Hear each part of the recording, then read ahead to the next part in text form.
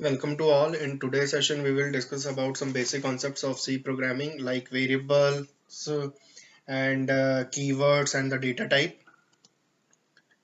So variable is a name given to a memory location. It is used to store the data, can be reused many times. These location can contain integer, real or character constants. Rules for constructing variable names. A variable name is any combination of alphabets, digits or underscores. Some compilers allow variable names whose length could be up to 247 characters. The first character in the variable name must be an alphabet or underscore. Means a variable name cannot start with a number, means digit. No commas or blanks are allowed within a variable name. No special symbol other than an underscore can be used in a variable name. C keywords.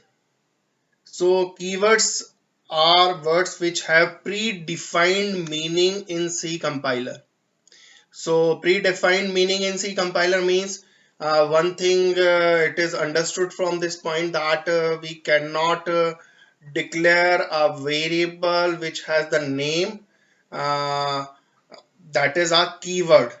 So these words cannot be used as variable names. There are 32 keywords are available in C. So these are 32 keywords. So as we will go through the programming in C in next coming videos or lectures, we will become familiar with these keywords. Variables and constants are the basic data object manipulated in a program. Declaration of variables lists names to different memory locations to be used and state what type they have. So now we should understand this concept uh, with a very conscious mind. Let's suppose we want to store a value in the memory and that value is of integer value.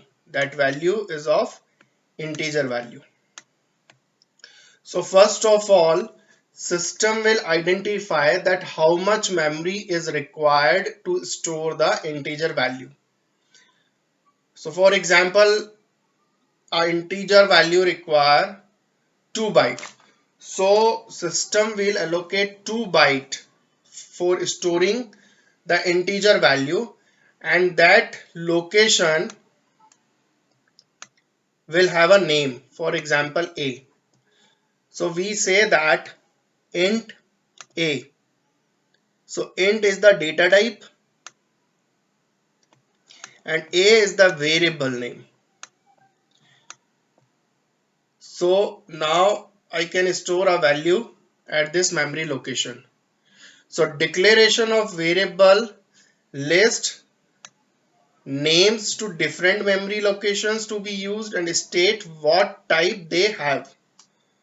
So what type they have means type of value which can be stored in memory location. Second, at compile time, size of memory is allocated as per the declared type. Now we have a term that is a type, means data type and sizes.